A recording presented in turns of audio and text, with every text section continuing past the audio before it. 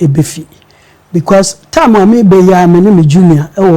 office wo me kan ho asem chance ade a me be ye no ka chem se lawyer hwe yie na wure emfi se wo be ka se Otumfuo education fund na odi esi wono nipa go through more than 100,000 na wo apply se within de amega blay ni okan your friend say amadu emfa wo ho o qualify de bema nye asantefuo nko ade a na nano e de ma wo mu eni bie a ofi se wo hia emmoa Ghana for your 10 bia de kan wo say brilliant but needy student no de ma wo nti wo mu anya bi no obi enu obetuma gina baabi na waka se papa no baaye no oye nipa mu yiyimu ade masantefuo nko de bi if so ye nyina ye nana eno no nti eno say ye bo na baso or health fund nso e wo ho awonidie enu no di gina so hwe se o ka kira santefuo nyina ne Ghana ma nyina se wo a wo benya bi no washa Konfanochi teaching hospital nya abanya na se na otumi raise funds e de mi wa se obi yare na okọ hwa mese ye misa obabi a wofie o sanity so ye broni so ye konkomani so ye ahantani bacha otumi ko wura obi ntia se ye bo nana no abaso se wa ye bi eno echi obi enim se o ya asomdwe hene hwe ntokwa bi esi yendi abudu ene andani ntemu no na nei aided by a friend is a gonja hene omutumi esiesie ntokwa no kama manda asomdwe abaho ana eyi die boko crisis eno so wona nani fi a wo siesie pacho me kwa me consultant too. Yes, and congratulations, we heard that a couple of weeks back. And your friend is saying no hwe se Ghana mem ha asomdwe bebre ebeba na de ba kubu ha nkofo bebre enti ase hwe unza national chief imam no owo ho the singular presence no enu na ma sabio nkramofuo bi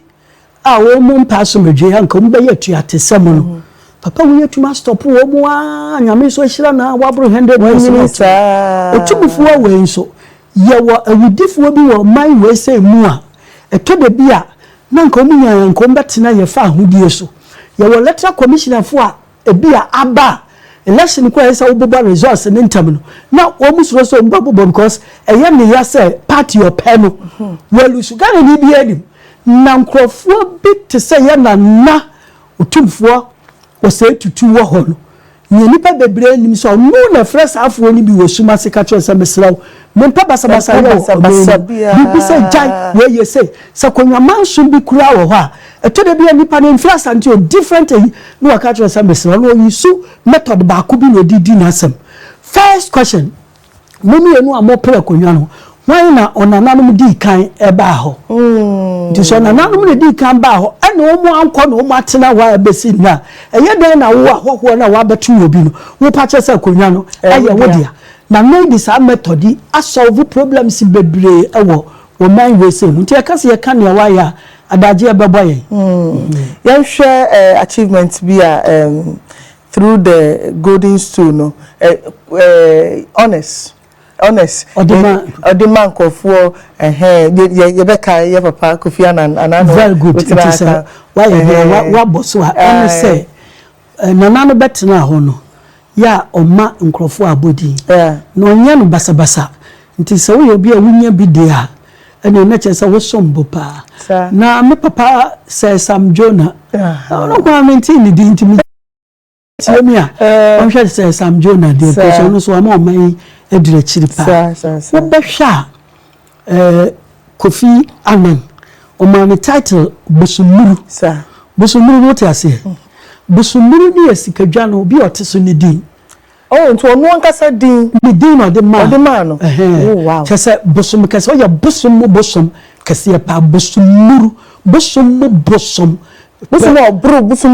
bia so nti anu na Latin kase primus inter pares nti asante kase muso ne fra no owirempemu asiedu busumuru eye owirempemu asiedu ono te kokoso eno de sa abodin no ede ma Kofi Annan ana Wallace so after say why civilian leader ede na konwa no ato ho no say papa you came as a dictator you feel ho no now you a democrat into a man title Ajiwudi ana Dr. Kwame Donkofo Ojo Ghana ni awotumi kwaye president of African Development Bank after that nyanya obi a wo hobi awotumi ati yanimpa ewo ho no ono so de nadwuma to ho baaye no ana man no abodin Kantanka sir Kantinka means okase pa Kantinka actually okase pa Kantanka de safo mran safo bia de Kantanka the Kantinka de actually obi a waye adekase pa na ni entre say ye bona baso no say na no ofi wan sana na no Osei Tutu urban e opoku are the second ono betina akonwa so no on safi fa ni kotoka etu Kwame Nkrumah 66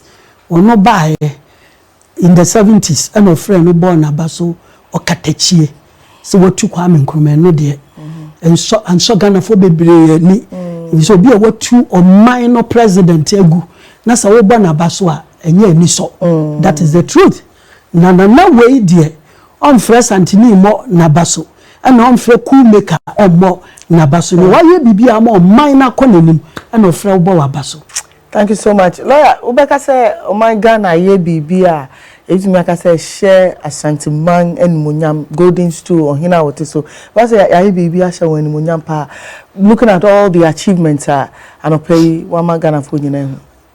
Na meka yes. So ne bijina court adaka meka sa meka yes na matchrim. Incidentally no. Omu ana Ashanti for nipa na Ashanti for ne nka pa no. Onu mom se na ye bibi de sha santiman animonyam ana ofiri ho no obi aso ntumi nya bi nia edikan Kwame Nkrumah na nadamfo pa ne Asantehene enu ayo prepare the second enu na for the first time Asantehene officially of our title Otumfuo no ana ma Kwame Nkrumah so wasagefo ana Kwame Nkrumah so ka kire say the first government university pa Messi ye Ghana university no ebekọ wo memu midimidi bato so no wahu sane ameno ete enti Kwame Nkrumah University of Science and Technology ana Konfanochi Teaching Hospital and so what the Konfanochi din the one kasa government hospital na say dabi or Mansante hine no atu ni din what you say and you ya Asante wa secondary school Kwame Nkrumah na CEO nti me hwe 1960 school so no at section bu akodia secondary school and so hwe Asante ni a ode ni tigire akirema twene bu akodia hwe Mampon ameni Ampon secondary school hwe memikro mofen so Jamina Kenten secondary school ana your friend is Opokuware so the bia meka se ye be fa din Opokuware no Kwame Nkrumah nsawo ono ka kire Roman for so mpene me yemfa Saint din ento so se ne omudi Saint din ato secondary St Johnson enti yemfa Asante din ento so ana Methodist for so share prempe ni munye o prempe college enti migidi se o minor ye bi ama Santeman na above all no Kwame Nkrumah so recognize say the size of Ashanti before say ebe follow was about 3 times the size of present day Ghana. Wow. It is an follower. Nka na Asante tinka every course a part of Ghana, Burkina, Togo, Benin, and part of Nigeria. Yeah. Into all share when Monyam so he be and Senawo wondru our memuha, and that's the truth. Into no what by your life president of the National House of Chiefs. After in the 70s, Santifuo no yadiama wo in the 70s moma Santiniti akonwa so ayo Opokuware the second time champion time na Domahene Ajimambadu the first ani o chenhene efene say for yata the second so omunti ase na de no ye nyina kokosia ye nya Santifuo nde de no di ye nyina so ne mo ye ya protesting ya ma nsakraye bai megidi say san sakraye no emwa ebini sa wo hwe Ghana mmerani mu a ya tro say definition of paramount chief and members of National House of Chiefs say Asantehene and other paramount chiefs of Ghana. What is the meaning of this? Asantehene and yet paramount chief because Ghana have paramount chief be and Otumfuo another paramount chief and now 2 paramount chief fi akonwa so Asantehene a sihene a tua hene. And you can't describe him as an ordinary paramount chief. And here amende mrano. Me say in this context that Asantehene is a king. Me say it's not a king. It's a bia odi o mani nyina so. Now roughly speaking, we a king because ononkwani will be he doesn't need to be a king maker in a particular family. and so obetuma distill obetuma yiwafi akonwa so in the case of all other chiefs no your law no say when you kingmaker you cannot distill any body to be part of Santini want to define no strictly in the context of our law law ni munubo so oboro so and ye punu no ade no ashem e made you said the right thing no and as a be a essential and life president of the National House of Chiefs yes me ade one no die na I mean obi the kingdom omni abrofo akoba 5 times ye twabroni man katati adentina we hear word say won no pe obi a paramount chiefs baburu sister ehya nase Queen Elizabeth we are inviting I don't know what they are inviting obi nti mesraw makura na da ho amema yenka me da se